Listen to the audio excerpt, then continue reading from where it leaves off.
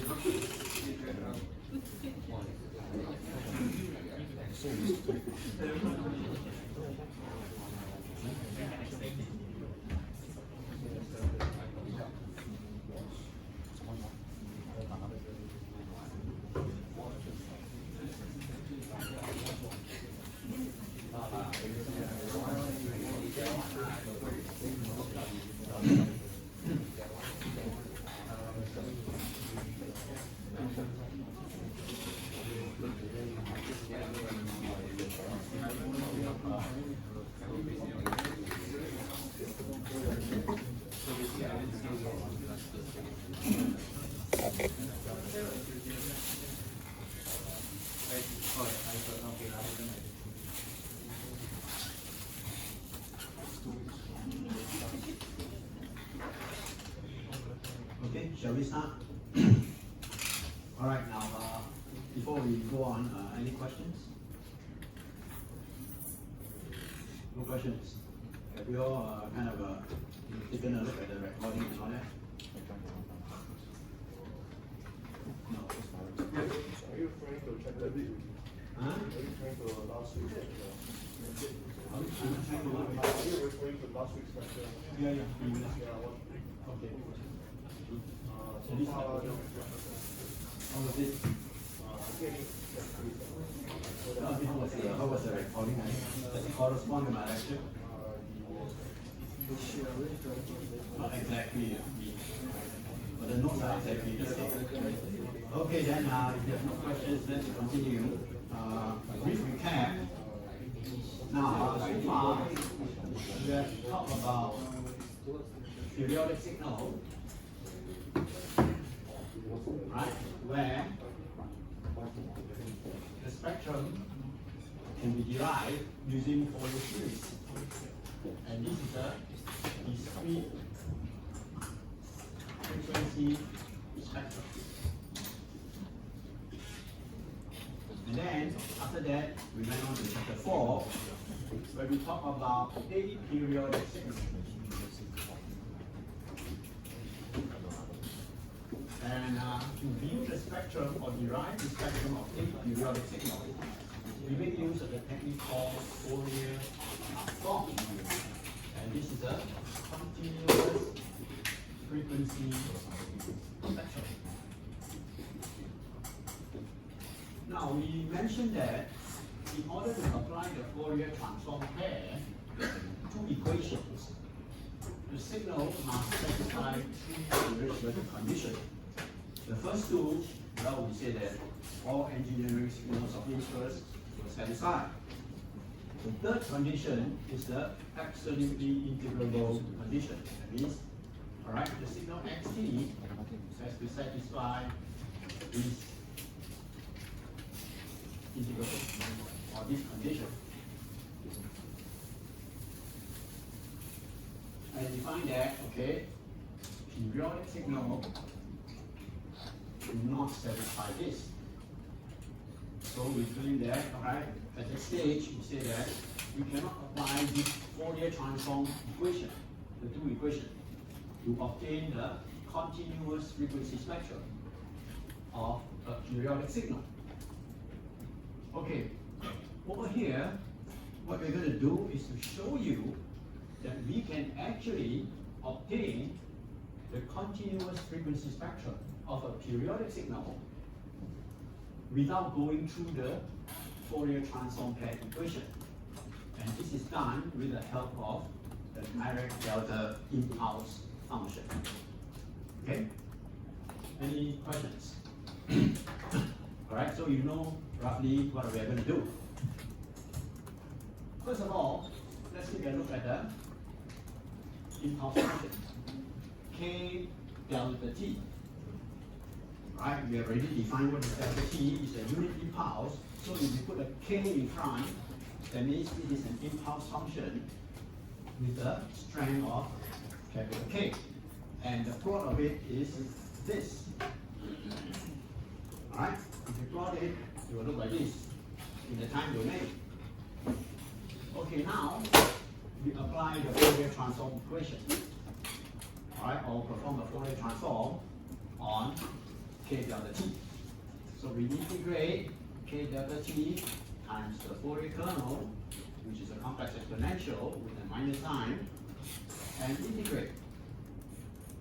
And by applying the shifting property, this is equal to k. Alright, do you have any question why is it equal to k?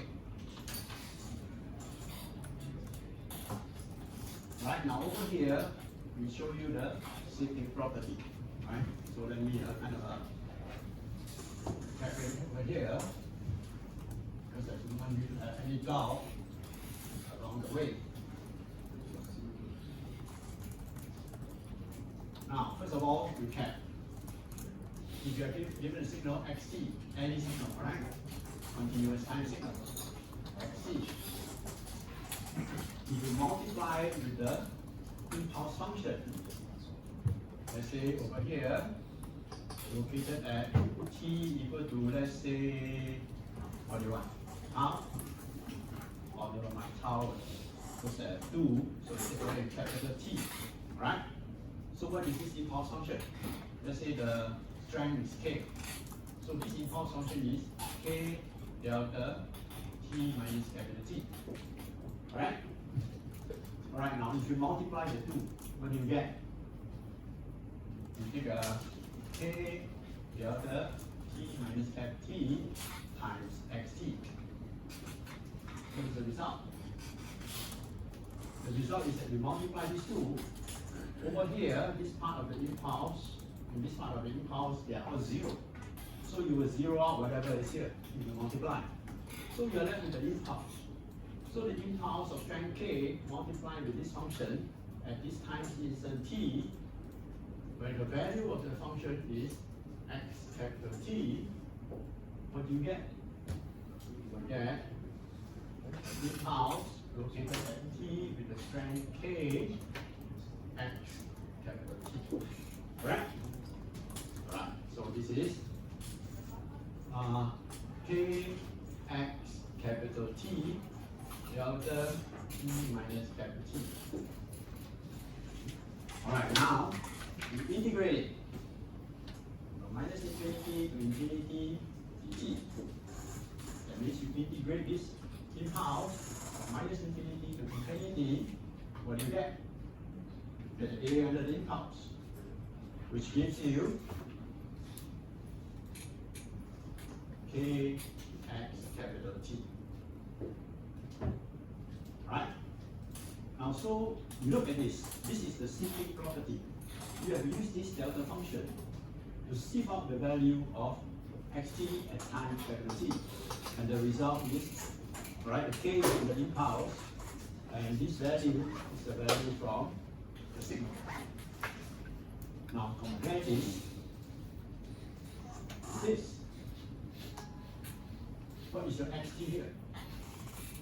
The xt there, what is it here? Xt over there is k e to the power of minus j 2 pi f t, correct? And what is the capital T over there? 0, right now. This delta T, sorry, this delta T, that one is delta T minus capital T. So the capital T must be 0, right? Okay. So if the capital T is equal to 0, alright, then what is the result? The result will be K, capital T is 0, right? So this is xt, capital T is 0, so this one equal to 0, you are left with K. Okay?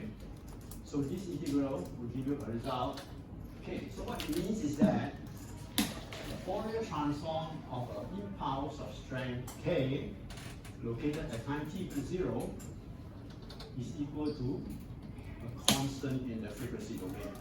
That means this impulse in the frequency domain occupies all frequency uniformly. Right? It's a horizontal line and it's independent of frequency. That means that any frequency, the spectral value is K. Okay? Alright, so we have gotten the Fourier transform pair, which is this.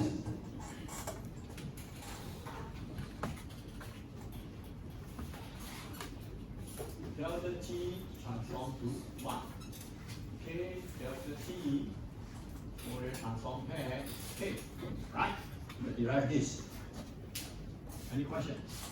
Now, if you apply duality property, what will happen? This is the frequency domain, this is the time domain. So if we swap these two together, the K over here is the time domain, this one bring over, you have K delta F. And you don't have to put a minus sign because delta is symmetric. Right, by right, when you apply duality property, you have to put a minus sign in one of the domain. Alright, but in this case, let's say we put a minus sign here, there's no difference.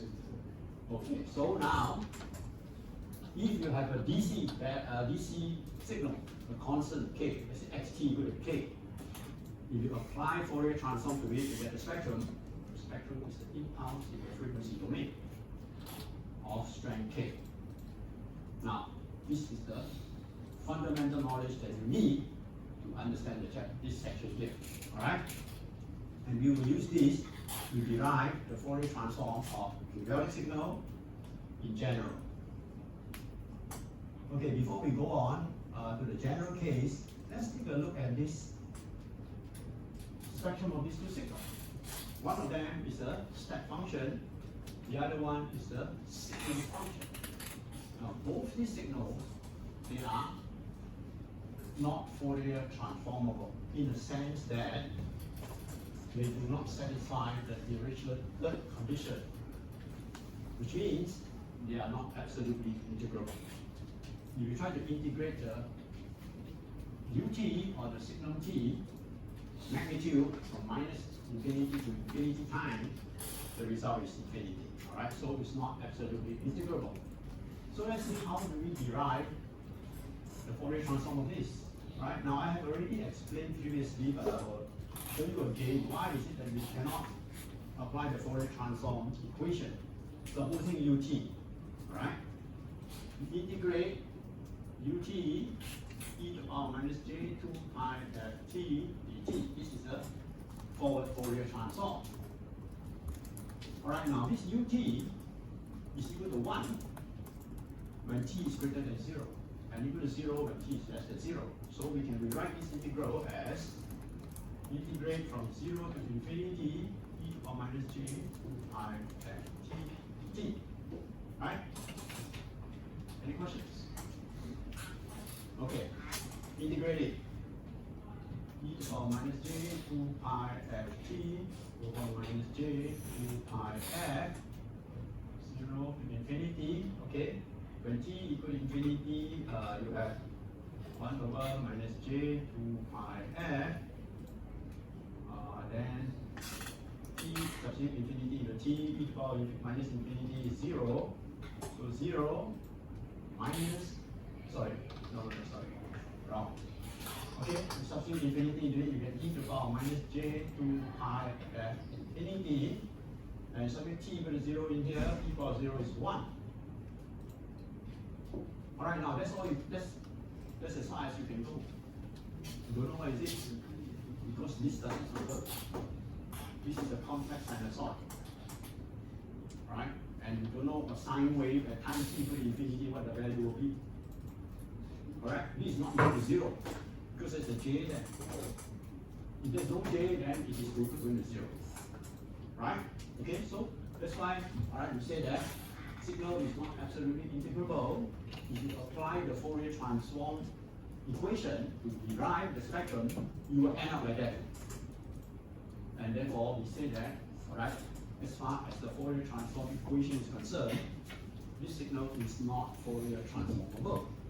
However, over here, we will show you that we can use a delta function to derive it without going through this equation.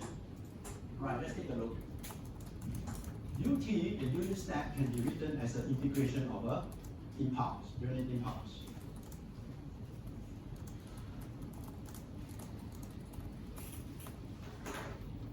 Alright, for example, you have a unit impulse here. Right, now you're going to integrate it along the time axis, starting from t equal to minus infinity, you start to integrate. You're integrating all 0, correct? So as t increases, when you integrate, okay, your integration equation is this. The tau, from tau equal to minus infinity to some time t, right? Okay, so what we're doing is, okay, instead of doing this, this is tau, alright, this t-axis, so we're going to integrate this impulse from tau equal to minus infinity to some time t, right? So okay, let's say t is here. So when we integrate from minus infinity up to this t, the value is 0. So as we increase t, it's still 0 all the way until t is here. And once t passes this place, or this time, 0, what will it be? Period under the impulse, right now, which is 1, right? So it suddenly jumps to 1. And then from there on, as you increase t, there's no additional area, no incremental area. So this fellow will continue to be a constant. And this is the unit step function. Right? So we say that a unit step function can be written as integration of the delta function. Okay, let's apply the Fourier transform. Okay, Fourier transform ut, then we substitute ut with this. And now we have done the integration property of Fourier transform. Can you recall what is it?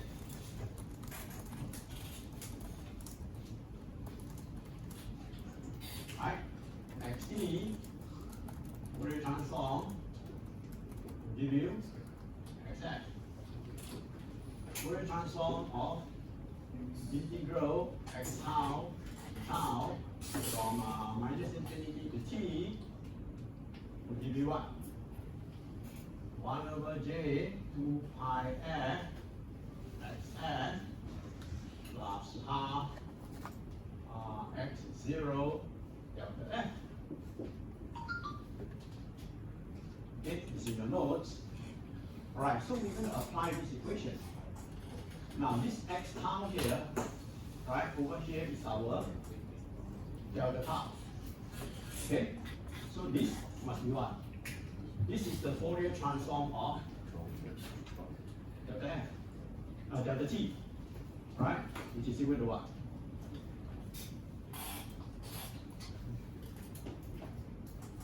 One, banana. Fourier transform of delta t is one. We just showed it earlier in the first page. Alright, so this is one. And now, we know that, okay, let me rewrite it. Rewrite it in terms of delta, so it's not so confusing. Okay, notice I assume to specialize this xt to delta, right? So it's delta tau. And you know that delta tau, the Fourier transform pair is, let's say, capital delta. Never mind. Okay, let me use this notation. Right, we have delta t, and you say Fourier transform of delta t is equal to capital delta f, right? Okay. Now, so delta t, we have shown that the Fourier transform is equal to 1, right? So delta f must be equal to 1. Now, if we rewrite this equation, then this will be delta f, right? Fourier transform of delta t. And this is 0. And what is delta f? Delta f equal to 1. So this is equal to 1. And what is delta 0? If f is equal to 0 or f is equal to anything, this is still equal to 1. So this is equal to 1. So the result is 1 over j 2 pi f plus half delta f. And that is the Fourier transform of the unit step function. Okay? You don't need to know the derivations, right? The equation is given to you, so make sure you know how to apply it and understand what it means.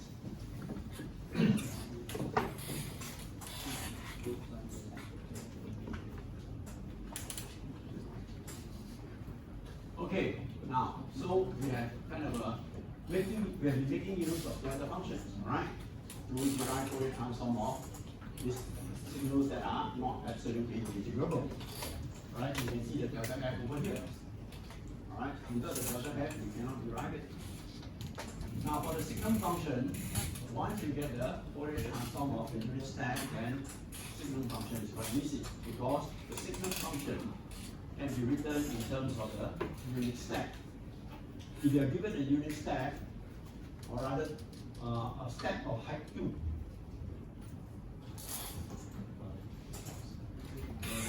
right? This is 2 ut. Okay? Now you bring it down by 1 unit. What do you get? Okay. 2 ut minus 1. Then what you have is this. And that is your signal function. Right? So the signal function can be written as 2 ut minus 1. So the Fourier transform is equal to the Fourier transform of 2 ut minus 1. And we already have the Fourier transform of ut. So Fourier transform of 2 ut is just 2 times this. Alright? 2 times this. And then minus the Fourier transform of 1. What's the Fourier transform of 1?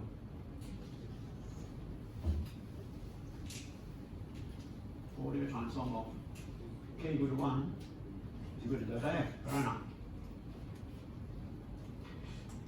Right? So minus delta f, so you add this up, you just get 1 over j I f. And this is the Fourier transform or spectrum of a signal function. Okay? Now you will not be asked to derive this, okay?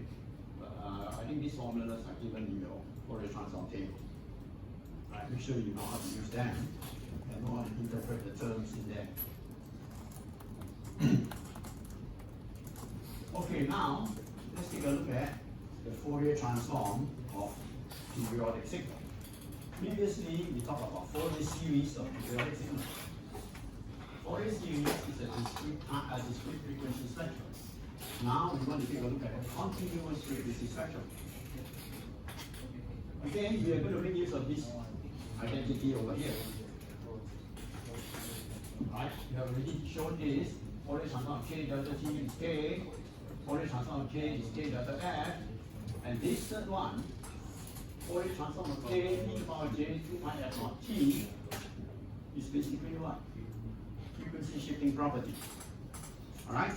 So, this, if you apply the frequency shifting property or the modulation property of the Fourier transform, you will get k delta f minus f0. Okay. DC signal. Well, see, all these are DC. DC is a periodic signal, right? Of arbitrary period. Alright? Complex exponential and real exponential, real sinusoids, they are all periodic signals. Okay? So we start with the DC. Say x dct equal to k. Then do a Fourier transform with xf, which is equal to k delta f.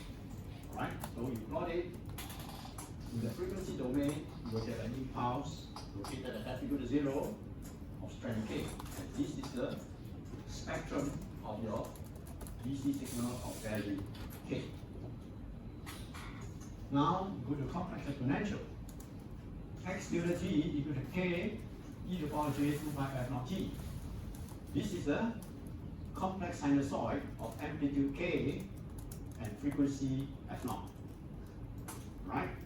And you can apply this, right? You get the spectrum as k delta f minus f naught. Because this is basically the DC multiplied with this complex exponential. And it's the same here. Right? So you apply the frequency shifting property, you get the spectrum. Right? And you plot it, it will be an impulse located at f naught of strength capital K. Okay, so you see the difference? Alright? This is a complex sinusoid of frequency f naught and amplitude K. This is the spectrum of the DC signal of value K. Alright? Any questions? Okay, now once you get this, then for sine and cosine, it is straightforward. Because sine and cosine can be expressed in terms of complex sinusoid using Euler's formula. Right? So it's a matter of superposition. Okay, let's take a look at that. Cosine. Now I've written here for easy reference, right? Alright, let's say xct is a cosine signal, k cos 2 pi f naught t. I've left out the phase, alright, to avoid kind of a cluttering. Alright, you can add in the phase and time. Okay, and then you will have a space spectrum, that's all. Okay, so cosine can be expressed as complex sinusoid. Right, so we express this in terms of complex sinusoid. And now, we already previously have found the spectrum of this with a positive frequency. Right, the previous page. Okay, k over 2 e to the power j 2 pi f naught t. So if you take the Fourier transform of this, you will get this. Right, which is this impulse here. Except for the strength has been changed to k over 2. Alright, you see here, this is k, this is k. Alright, on the next page, this is k over 2. Okay, So you have this line here. And for this case, the frequency is minus f0. So you know that applying the frequency shifting property, the impulse will be located at minus f0, which gives you this, k over 2 delta f plus f0, right? Which is this impulse. So this is the Fourier transform of continuous frequency spectrum of this cosine wave. Alright, finally, sine wave. Now, sine wave is a little bit more involved because of the J there, right? If you use Euler's formula to express the sine wave in terms of complex exponential, then you will see that, right, it becomes this. Okay? Now, the J is not a big deal, alright, because it's just a phase spectrum. Alright, now, over here, alright, the Fourier transform of this whole bunch here, alright, if you apply the frequency shifting property again, you will get this. Right, treating the J as some constant, right? K over J2, delta F minus F0, and K over J2, delta F plus F0. So you can see now, alright, if you take the magnitude of this, alright, it will become this. Okay, the magnitude of J is equal to 1. Alright? And the phase, of course the phase, alright, when you see the phase here is that when F is equal to F0, when F equal to F0, alright, let me see. Okay, when F equal to F0, the phase will be minus pi by 2. Right? Minus pi by 2, because this one, F over F0 here, alright, is K over J2 delta F. Let me see how to explain this.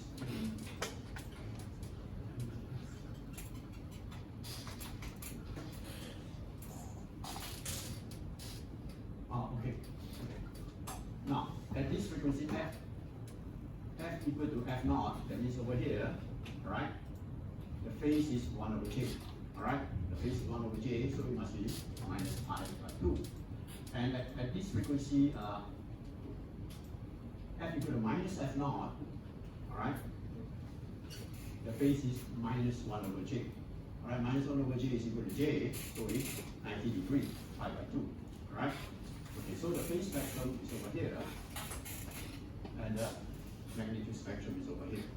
Now note that in the plot of this magnitude spectrum, or just a spectrum, alright, we make use of the impulse because, alright, they are actually impulses. Whereas for the phase, it's not an impulse, it's just a value. Right? So you have to use a balloon instead of an arrow. Okay? Don't use an arrow here. Because you look at the phase here, there's no delta. Alright, so we have obtained the Fourier transform of the sinusoids. Before we go to an arbitrary periodic signal, can you relate this to Fourier series? Can you relate this to Fourier series? Alright, think about it. Alright, later on I will explain to you how is this related to the Fourier series. Now we come to arbitrary periodic signal. Right? Since we talk about sinusoids, then arbitrary periodic signal is just a superposition of sinusoids. Alright, consider a signal, periodic signal xpt of period capital TP. Fundamental frequency is of course the reciprocal of capital TP, or FP. Alright, now let capital XPF to be the Fourier transform of the periodic signal. Alright, so it's Fourier transform of XPT. Now we know that XPT, because it's periodic and it has the fundamental frequency of FP, or fundamental period of TP, we can express the XPT in terms of Fourier series expansion. Alright, so this summation Ck e to the power j2 pi k over tpt is actually the Fourier series of xpt. Alright, so instead of Fourier transform xpt, we write xpt in terms of its Fourier series expansion. Alright, now, because Fourier transform is a linear operator, alright, we can move the Fourier transform operator into the summation. Summation is also a linear operator. Alright, so we can rewrite this as summation Fourier transform of this expression. Alright, now, Fourier transform of ck e to the power j2 pi kt over ktpt is equal to 1. Again, go to this. Let this be ck, let your f naught be equal to k over tp. Right? And you will get what here? ck delta f minus f naught is k over tp. Alright? So the Fourier transform of this is equal to ck delta f minus k over tp. Alright, now substitute this whole Fourier transform thing into here. You will get the Fourier transform of the periodic signal is given by the Fourier series coefficients times this delta function sum over all k. Or you can write it in terms of fundamental frequency, ft is 1 over tp. Alright, now, so you can see, alright, given this periodic signal, if you want to find the Fourier transform, well, the easiest way is to find the Fourier series coefficients, ck. If you get all the ck's, and you substitute in this equation, you will get the Fourier transform. Alright? Alright, example. Now, this is the square wave that we have used in the chapter 3 when we talk about Fourier series expansion of this square wave. Alright? Okay, so borrowed from chapter 3, the results. Alright? If you do a Fourier series analysis of this, you get a bunch of ck, and the ck is half sin k over 2. So if you plot this versus k, the index, you will get this bunch of values. Alright, this is a sequence of values. Alright, C0, C1, C2. Alright, there's no even harmonic. Alright, we'll talk about that. Now, the Fourier transform is ck, sum of ck times delta f minus k over 2. Alright, so if you plot this, it will be the same shape as this, with the same axis, except that the value become an impulse. Right? So if you have the Fourier series coefficients plotted, alright, let's say the magnetic spectrum, then you want the Fourier transform, you just change all the balloon to arrow. Alright, alright, change the balloon to arrow, and it comes in pulses. Now why we say that this is discrete frequency spectrum and this is continuous frequency spectrum? Right? This also looks discrete, right? But we say that it's continuous. The reason is this. This is a sequence of numbers. Alright? If you ask someone, what is the value of this spectrum at this point here? It's unknown, not defined. However, for this spectrum is defined at every frequency. If you're asked what is the frequency, or rather what is the value of the spectrum at this particular frequency, the answer is 0. So you should view this as a continuous waveform. Alright? Continuous, not necessarily differentiable. Alright? It's not wrong term waveform, not continuous waveform. Continuous time waveform. Right? The waveform itself is discontinuous because of the impulse. Alright, so continuous time means, okay, this is 0, and then you go there, and then suddenly you pulse down, and then 0, you pulse it up, 0, right? So it's continuous time. That means this spectrum is defined at all time instants. Alright, whereas this is only defined at discrete time bits. Any questions?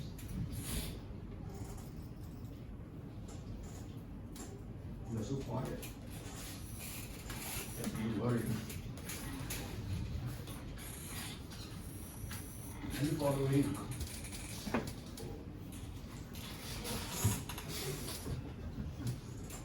Okay, this is the last bit of the chapter.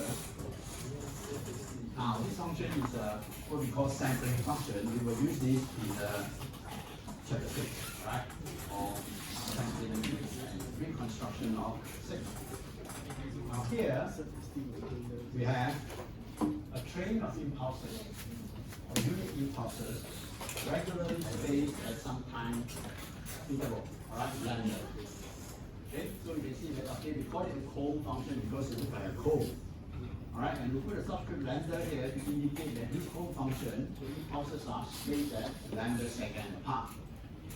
Alright, so in short, we call it cone t, or you can write it as a summation of delta t minus n lambda, sum over all n. Okay, now, if you look at this cone function, the period is lambda, because it's periodic. Right, the period is lambda. So, compute the Fourier series coefficients of this function. You can, right? Just make use of the ck integral, right? 1 over the period, which is lambda, integrate over one period, choose this period from here to here, minus lambda over 2 to lambda over 2, right? For simplicity. Substitute the cone function inside and then times this complex exponential. And I think the dt is missing there, alright? There should be a dt there.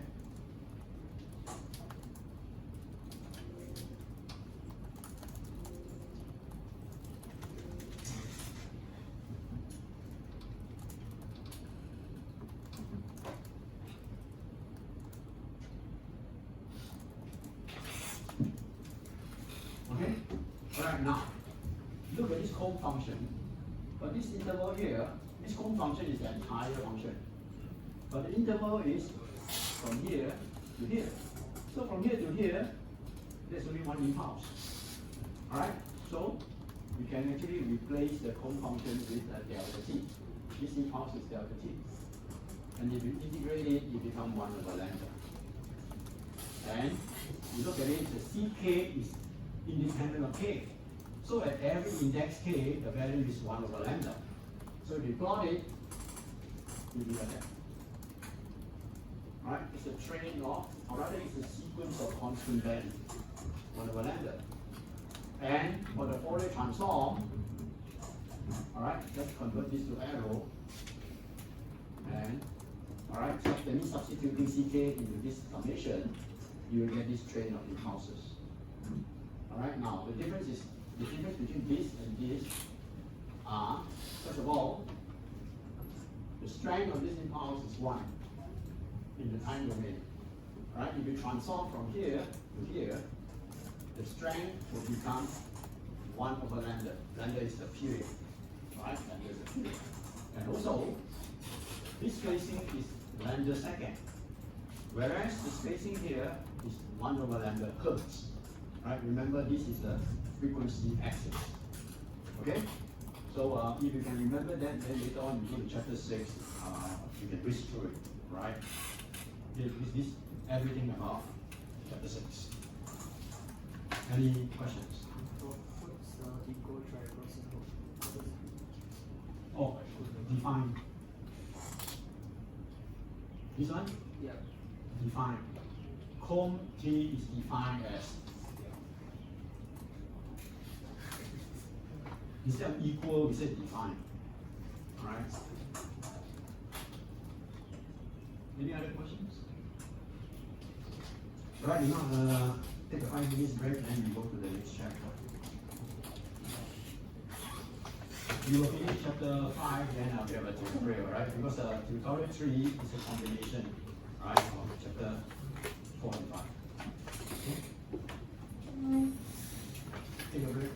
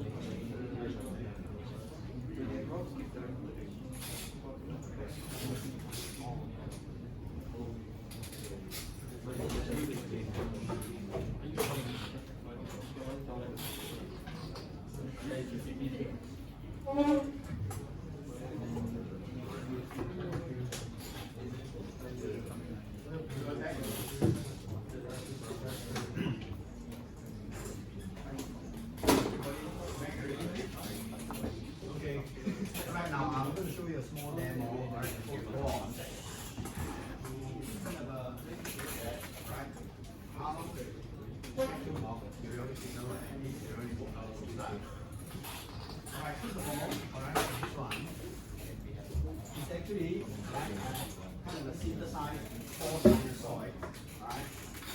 One is 500 hertz, the other one 1.5K, 2.5K, and 2.5K. Now, I'm going to play it. It's not too loud.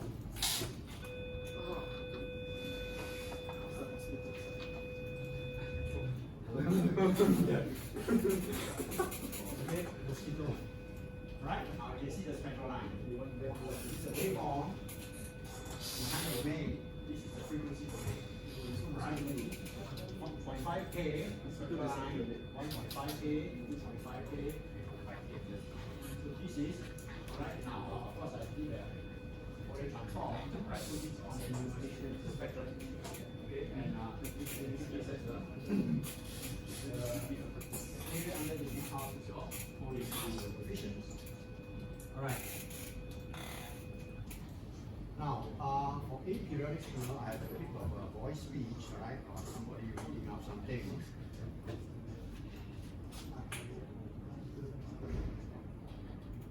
It's all right.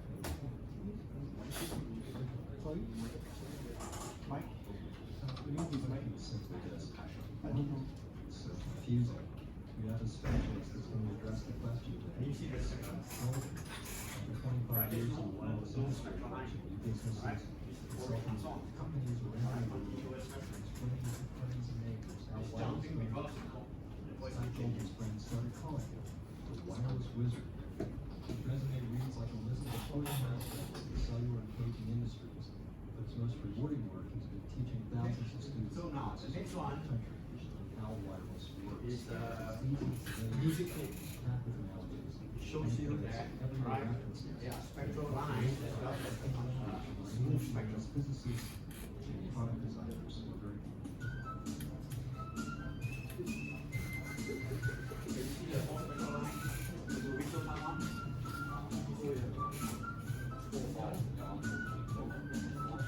With the whistle, alright, few pure tones add together. The rest are the drums and all that, right? Where there is no pure sinusoid.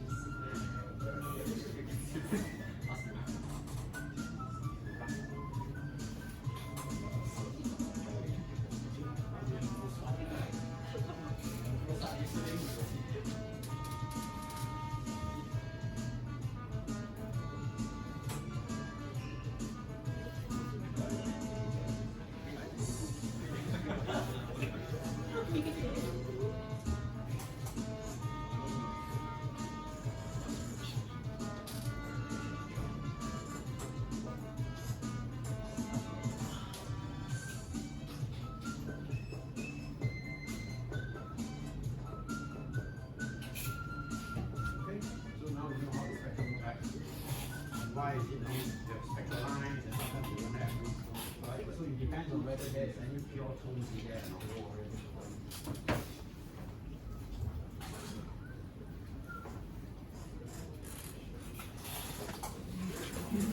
Okay, you can center in our spectral density and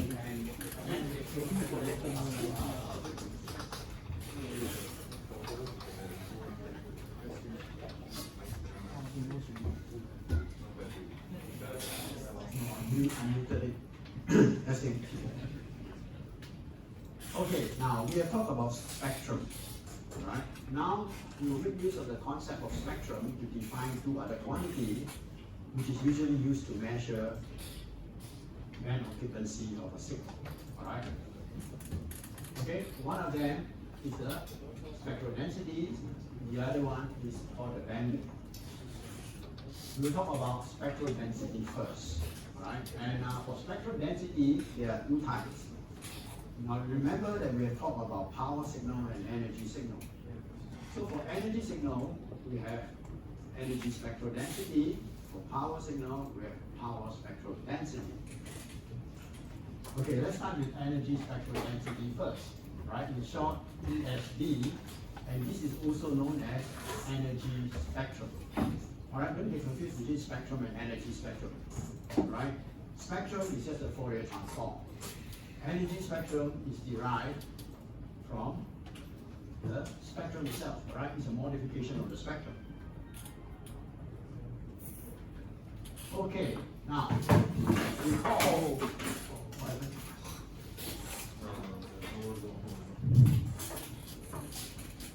recall, the definition of energy is the integral of the magnitude square of the signal from minus infinity to infinity over the time domain. And the unit is joules. This has been introduced very early when we talk about energy and power signal in chapter 2 or chapter 1. Okay, here, all right, let's take a look. In the time domain, all right, energy is defined as this.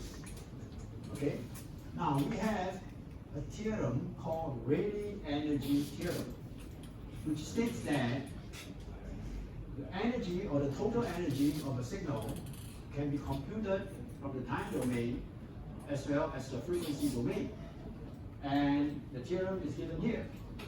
All right, this equation is over here. All right, this is the time domain equation for computing the total energy. In the frequency domain, all right, you will get the same result if you integrate the magnitude square of the spectrum. All right, so this is the frequency domain formulation. This is the time domain formulation, and this equality is called Rayleigh energy theorem. All right, now come over to this side and take a look at the dimensions, or rather we are doing a dimensional analysis. Okay, first of all, time domain. Now recall the magnitude xt, magnitude square of xt, we say that it is the instantaneous power of the signal. Remember? Check back with your earlier chapter on energy and power signal. Alright? So this is the instantaneous power of xt. So the unit must be watts, correct? Okay, then dt is time. So seconds. Alright? So this whole thing is watts times second. What? Power times time equal to energy. So it is in joules. Alright, so the total energy we integrate will be joules. Now, according to Rayleigh energy theorem, right, in the frequency domain, we can write the total energy as joules. And this should be in joules also. Right, so now you go into the integrand, you take a look. This is hertz. F is in frequency hertz. So what must this be? It's in joules per hertz, correct? Joules per hertz times hertz equal to joules. Right? So we call this the energy spectral density. Alright? The density is always something plus something. Alright? What is the population density of Singapore? It's 1,300 something per kilometer square. Something like that. Alright? So it's a density, it's a measure, alright? So we call this the energy spectral density because if you do this, it computes the energy of the signal. Alright, so this is the definition of energy spectral density, and it's very easily obtained because it's just the magnitude square of spectrum or Fourier transform. Let's see what is this. Okay, now we make use of another notation, alright? E subscript x f. Subscript x is signal xt, right? And it's magnitude square of xf. Okay, now if you look at here, alright, this is the energy spectral density.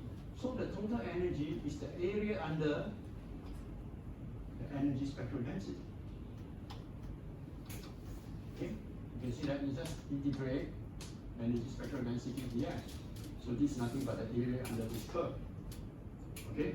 Now these two are the same, alright? Except that we change this, we denote this by EXF. That's all. Alright, properties straightforward. Energy spectral density is the real function of F. Obviously. Alright, now we know that XF in general is a complex function of F. For the energy spectral density, magnitude squared is equal to XF times X conjugate F. If you take a complex number multiplied by its conjugate, you get a real number. Right? Alright, next thing, EXF must be greater or equal to 0. Obviously, because it's a magnitude. How can a magnitude be negative? Right? Okay. Finally, EXF is an even function if F is a XT is real. Alright, we have already shown, alright, in the spectral properties of real signals, the magnitude spectrum is an even function. Right? So if magnitude XF is real, if magnitude XF is an even function of F, then magnitude XF squared must be an even function. Right? So there's these three properties. Example. Alright, you're given this exponentially decaying function or signal, 2 e to the power minus 4t ut. If you plot it out, it looks like this. And you are asked to find the spectrum, XF, the energy spectral density, EXF, and then calculate the total energy using the time domain and frequency domain definitions. First of all, let's find the spectrum. Right? XF, use the equation, Fourier transform equation. Right? You integrate this times complex exponential. Now, because this alright is 0 over here when t is less than 0, right? You change the integration limits to from 0 to infinity, and from 0 to infinity, xt is represented by this curve, which is given here. Alright, so you integrate this, substitute in the limits, you get 1 over 2 plus j by 4. I think we have derived this, I think more than once, alright, in the previous notes. And of course the value here is different, but the structure is the same, alright? So if you have doubts, alright, you go back to the previous notes to see how this is derived. But I think it's quite straightforward.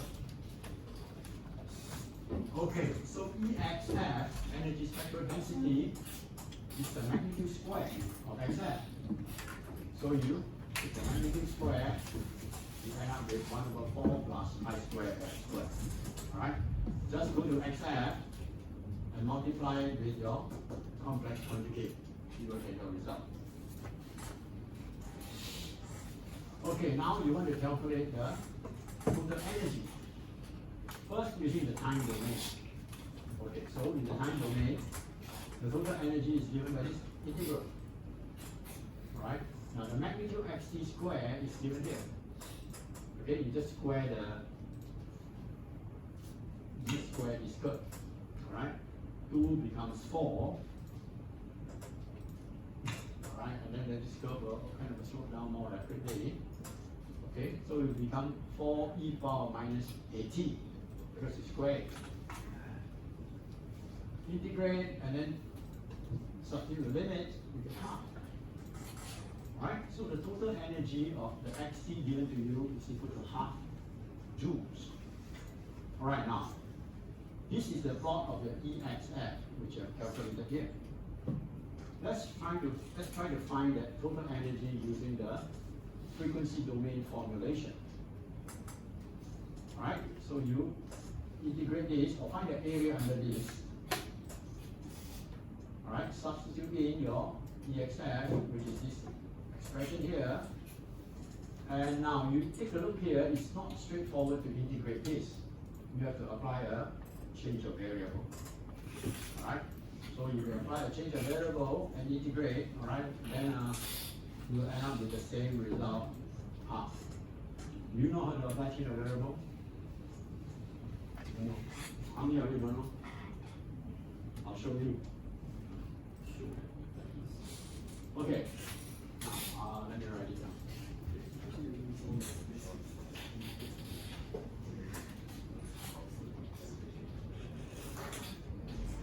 All right, now the first we write it in this form. All right. Okay. We write it in this form. Okay. Bring the 4 out. So 1/4. All right. Now let's concentrate on this integral. Integrate minus infinity to infinity. 1/1 plus 0.5 pi f squared. Alright? Now, so do a change of variable because this is df. Alright? So let's say we let tangent theta equal to 0.5 pi. Okay, over here. Over here, alright? Now, so you differentiate this, what will happen? Tangent theta, you differentiate with respect to theta, you get what? Secant squared. Alright? So secant squared theta, d theta must be equal to, you differentiate this side with respect to f, you get 0.5 pi f. Okay? Alright, so now, here, what you have in this integral is f, and you have a df here. Change them to theta.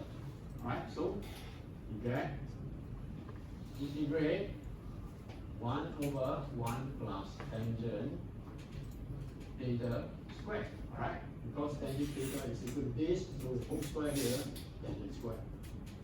And df is equal to secant squared divided by 0.5 pi d theta.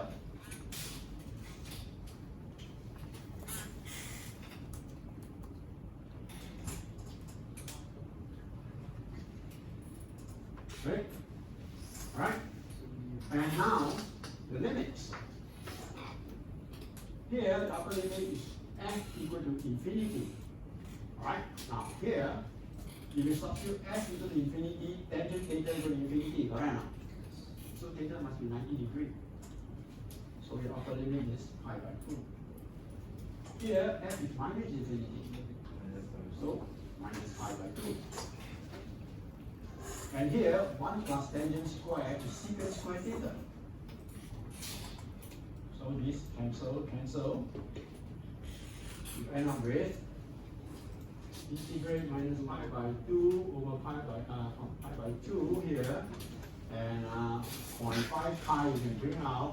So 2 over pi d theta. That's all. Right, and this is equal to 2 over pi by 2 minus pi by 2 right? And then you add on to this times 1/4.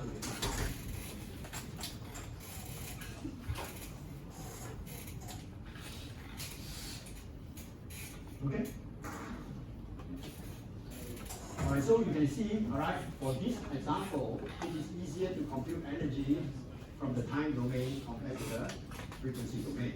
Of course, this is not a general rule, alright? It depends on the structure of the signal given to you.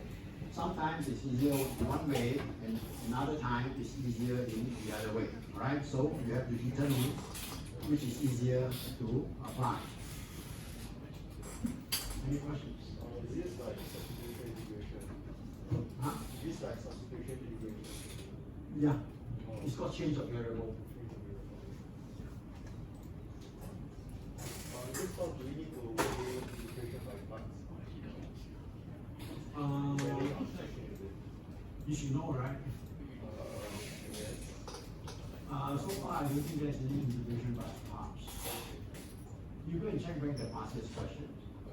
Because you see, I cannot promise you anything. Because this course is taught by several lecturers. So the exam is set not only by me. Okay, so I don't know what other lecturers are going to set. And they don't know what I'm going to set. Right? Only the last minute then we know. Prof, although it doesn't matter to me, but the integration, right, use this type of calculator should be able to solve already, right? The Casio 99, like that I can don't know what calculator, just use calculator. How to use programmable calculator. This is not programmable, it's scientific. Never mind, you just use it. Yeah. Okay. This one is the engineering students is the useful one.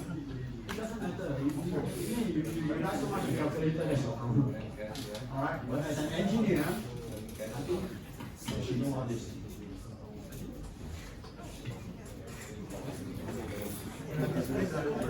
Problem with the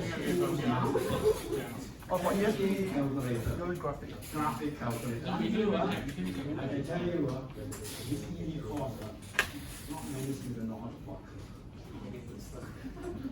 Simple rectangle, triangle, they cannot plot. Why? So without a calculator, you're dead. So we might as well convert the degree to the calculator than you know the student. Might give the calculator Bachelor of Engineering. This is scientific. Why would you use this calculator? Okay, let's go to power spectral density. Now, power spectral density is not as straightforward as energy spectral density. So the problem is this, alright? Because when you talk about power signal, the signal stretch from, assuming in general case, the signal stretch from minus infinity to plus infinity. Alright? And energy signal is different. Energy signal usually is kind of a pulse, alright? Whereas power signal, right, is kind of a standard, like sine to sine, that kind of thing. So when you want to integrate, alright, it's kind of difficult. Alright, and also if you recall the definition of average power, alright, in chapter 1 or 2, I can't remember. Alright, it's given like that. Okay, we know that the power is energy divided by time. Alright? So by right we say, oh, average power is the total energy divided by the time. Now, total energy is defined as the total energy from time minus infinity to plus infinity. So if you want to find the average power, then the total energy must be divided by infinite time. And that will give you problem. Alright? Straight away, without knowing what is the energy, you say this is zero. So all signal is zero. But here, alright, when you define energy signal, E is finite. So all energy signal has zero average power. But signals can have infinite energy. And if signal has infinite energy, it can be a power signal, and sometimes it's not a power signal. Alright? So for example, if you have a signal that has infinite total energy, like a sinusoid. Alright? So your average power will be infinity divided by infinity. What is it? It's not 1. It's indeterminate. Have you heard of orbital rule? What is 0 divided by 0? It's not 0. It's not 1. It's indeterminate. Alright? For example, your sine function. Sine x over x. Let's say sine x over x. When x is equal to 0, what is it? 0 divided by 0, right? It happens to equal to 1. Because if you apply the orbital rule, you define you differentiate sine, you get cos x. Differentiate x, you get 1, and let x equal to 0, you get 1. Right? But in general, you cannot say 0 divided by 0 or infinity divided by infinity or 0 times infinity equal to something. Right? However, we will assume this is equal to 0 when we multiply a 0 with an impulse. Okay? Because we do that because it's consistent with the theory. Okay, never mind about that. Let's go back to here. Alright, so because of this problem, we have to rewrite the average power in this form. Right? That means, right now, you are given this XT, extended XT. Alright? What we do is we pick a window version of it. We multiply XT with the rect function of width 2 capital T. Alright, and we call it XWT. Okay, XWT. And this is the window version of XT. If you multiply this with the rect function, you will get this. Okay? So we say that, okay, first of all, we start off with this window version. And you note that, alright, over here, if you let capital T tends to infinity, then XWT will become XT. Okay, over here. Right? Because you see, I give you this signal. Right? I multiply with the window, and then the result is this.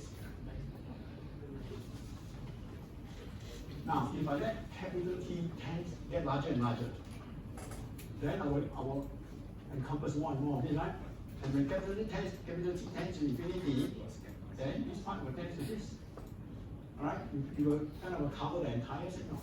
Right? That's why we say that limit T tends to infinity, this term or this tends to the original XT. That means, alright, we widen the window. Alright? And go to infinity, it will become this. Okay, now once you have defined that, now we take a look at this XWT. Originally, XT is a power signal. Now XWT is the energy signal. Because if you integrate the magnitude square of this, alright, it's finite. Okay, it cannot be infinity. Alright? You square this and find the area under it, it's definitely finite. So it is an energy signal. XWT. Okay, so now because XWT is an energy signal, you apply Fourier transform. Okay, so capital XWF will be given by this integral, which is a forward Fourier transform integral. Okay, now you apply Rayleigh energy theorem. Okay, you say that the theorem say that, okay, the energy of XWT, which is this, computed in the time domain, is the same as one computed from the frequency domain. Right? Because capital XWF is the spectrum of XWT. Okay, now, if you look at this, integration of XWT magnitude square from minus infinity to infinity, isn't it the same as this? Over here, right? This is XWT. If you integrate this from minus infinity to infinity, then this integral is okay now. Isn't it integrating this, the magnitude of this, from here to here? Same thing, right? Okay, so we replace this with this. So we have converted this equation to this form. Now, we divide both sides by 2 capital T and take capital T tends to infinity. So the left hand side will become this, which gives you the average power. And the right hand side, we have this term here, which is also the average power. Okay, now, if this is the average power, right? Let me see, look at that. This is the next page now. Okay, over here. Alright? Now, so we have this frequency domain average power, this equation. Alright, this is what we have here. Alright? Let's take a look at the dimension again. Now, if this is the average power, the unit of the integral must be watts. So, here, dF has a unit of hertz. So, this term here must be watts per hertz. Right? So, this is called the power spectral density, which is the distribution of power along the frequency axis. Okay? Alright, so the power spectral density is given by this expression. Now, it is not easy to compute this expression, right? So you are not required to compute this or evaluate this integral, right? However, right, if the signal is periodic, then all this will be very easy, right? This becomes simple to compute. Okay, we will see later on. Okay, before we go on, properties, same as energy spectral density. All right, argument is the same. All right, Pxf is a real function of f. Okay, because it is a magnitude square. So magnitude square must be real, cannot be complex quantity. And it must be greater or equal to 0 because again, it is derived from a magnitude. And also, if xt is real, all right, the xf must be an even function, the magnitude xf. All right, so it follows that the power spectral density is also an even function. All right, now, so over here is a summary. Okay, the power spectral density is given by this expression, where this xwf is the Fourier transform of xt truncated by this rectangular function. And the average power is the area under the power spectral density. Okay, if you are given the power spectral density, you want to find the average power, you just calculate the area under the power spectral density. Alright, the remarks here is what I've just said, alright? Deriving this spectral density, right, using this equation is not straightforward. Most of the time it's difficult. Alright? However, if the signal is made up of a sum of sinusoid, right? Sum of sinusoid includes periodic signal. Right? But sum of sinusoid does not necessarily mean the signal is periodic. Then if that's the case, then solution becomes straightforward. Alright, now here I'm going to show you how to compute the power spectral density of a periodic signal without proof. Okay, without proof. Let me see here. If you want proof, this is the proof. Alright, it's optional, so you can totally forget about this page. Okay? Alright, now stating without proof. Supposing, alright, we have a periodic signal of period Tt, fundamental frequency Fp, and Fourier series coefficient Ck. Alright, then we know that the Fourier transform or continuous frequency spectrum is given by summation Ck delta f minus k over Ct, sum over all k, or you can write it as Ck delta f minus k ft. Right? Okay, now let's say we have this and we plot the spectrum. Right? So here is the magnitude spectrum with all the Ck. You know what the Ck is, right? So this is the magnitude spectrum, and this is the phase spectrum, let's say. Alright? And of course, in the frequency domain, all these spectral lines are spaced at the fundamental frequency apart. Or sitting over here. Right? So the repetition frequency is Fp. Okay, so this is the continuous frequency spectrum of periodic signal. Alright, we claim that the power spectral density of this periodic signal is given by this, which is just going to here, change all the Ck to magnitude square Ck.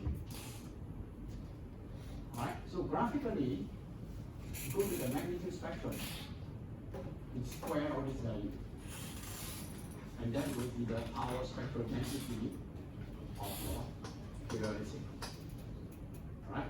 And the average power we mentioned earlier on is the area under the power spectral density. So average power is integration of PXF dF. This is PXF. If you integrate along the frequency axis from minus infinity to infinity, what do you get? Every time you integrate across the impulse, you get the area per annum. So if you integrate all these impulses, you will get the sum of all these impulse strength. So it will be sum of magnitude ck squared. Alright? So you can see here, the average power can be computed on the time domain. Alright? Okay, let me write it down. Easy. Okay, summary. Average power is 1 over 2t. Let's say 1 over t.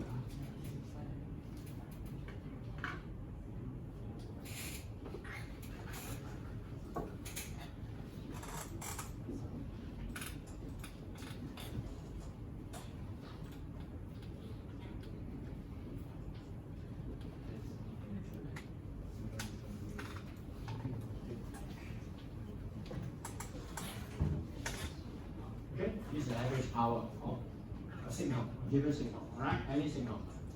If the signal is periodic, with the period Tp, right? Tp period, then you can actually remove the limit and just find the average over one period. It becomes 1 over Tp, integrate over any period you like, just write it as 0.5 Tp, 0.5 Tp, and xt squared dt. Right? So this is the average power of a periodic signal of period Tp computed using the time domain formula. Now, for frequency domain formula, this is equal to summation of all the magnitude square of the Fourier series coefficients of the periodic signal. Alright, so same as energy signal, it has a time domain equation as well as a frequency domain equation. Alright, now having said that, we have talked about this, right, in the context of a periodic signal. A signal that is made up of sum of sinusoid need not be periodic. For example, this signal. Right, supposing I have a signal that is made up of these 5 complex sinusoids of all this frequency and the corresponding magnitude and phase. Alright? Then we can also make use of this formula to calculate the average power and the power spectral density. Okay? The power spectral density of this signal is just squaring all this magnitude. And the average power of this signal is just summing all the squared magnitude. We don't call this a Fourier series coefficient because this signal is not periodic. Alright? I've shown you already previously adding sum of sinusoid that does not have a common factor in the frequency. Alright? They are non-periodic. But they are still made out of sum of sinusoid. Alright? This one. Okay? Do you have any questions? Anybody like to try this?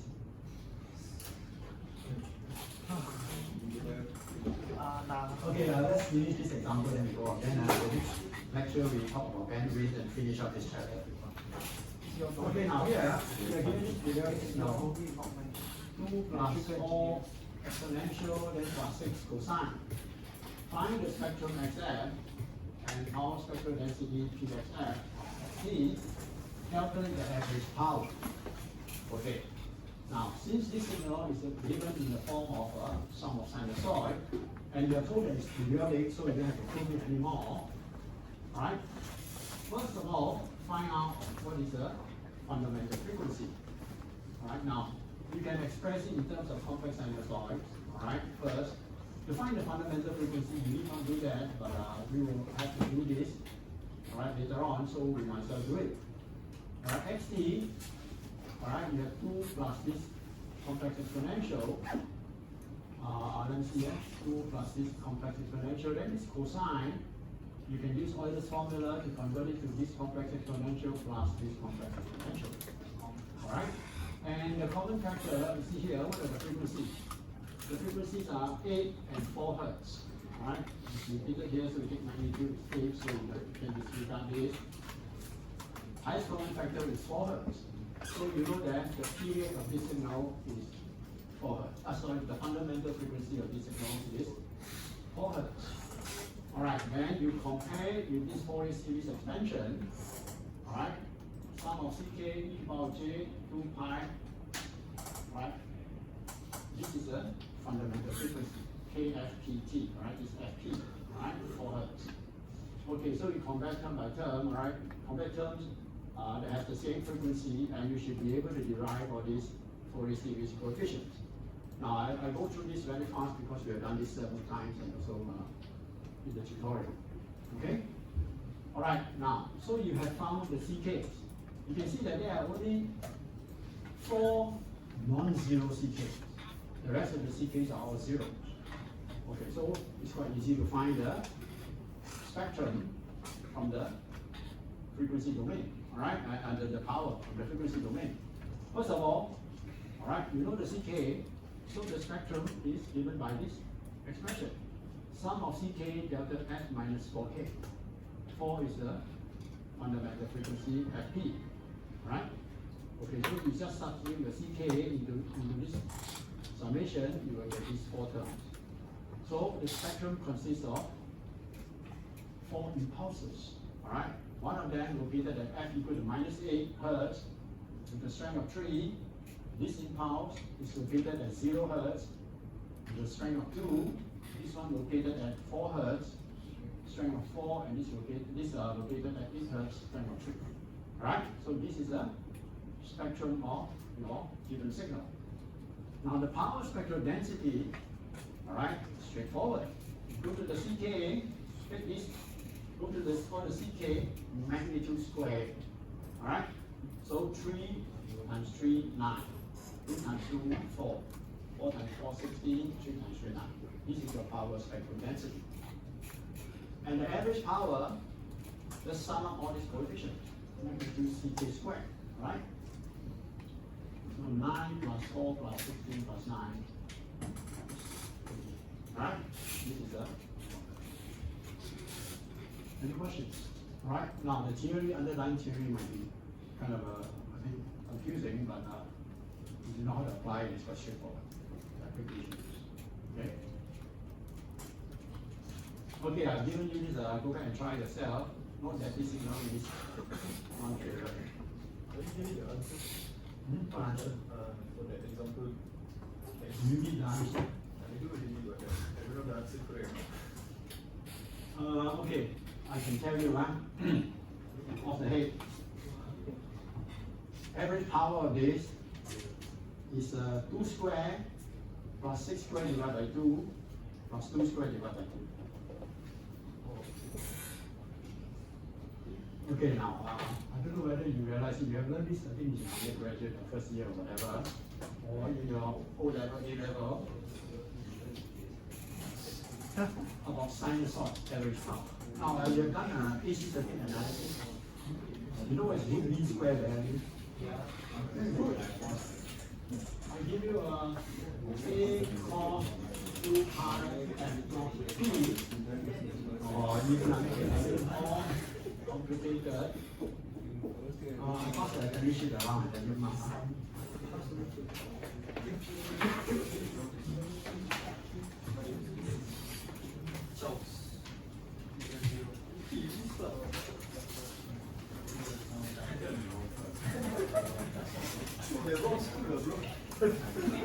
Okay, alright now, if you are given a cosine, it doesn't matter what phase it is, alright? The root mean square value is what? So what's the average power? What's the average power?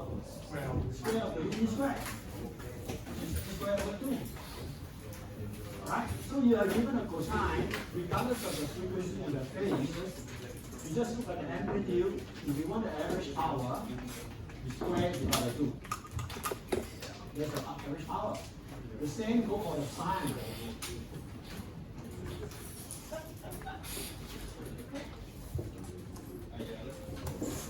Right? The average power of this is v squared over 2. Now the complex exponential c to the power j2 pi f naught t plus 5. Average power is c squared. Don't divide by 2. How to remember that? If you use Euler's formula, this will be c cos plus j sine. Right now. So you have a cos here, you have a sine here. So you have c squared over 2 plus c squared over 2 equals c squared. Alright, so for complex exponential, the average power is just the magnitude square of the amplitude. That's why I can do it so fast here. Alright, without the expression. I always do both. Or like signing legal document like that. Rob was going to give class 2 sheets and then we can get it to everyone last week. Alright, any other questions? There's only one ask Alright, we got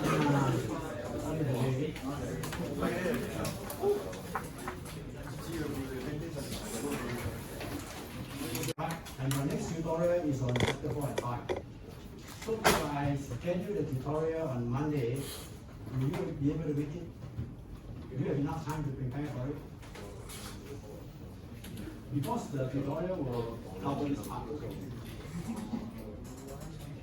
Or you want to push out the tutorial to the end and we finish the lecture. Because chapter 6 on sampling and reconstruction, I only want one day lecture to finish it. It's only 30 pages. And that's it for this first part of the semester. Okay,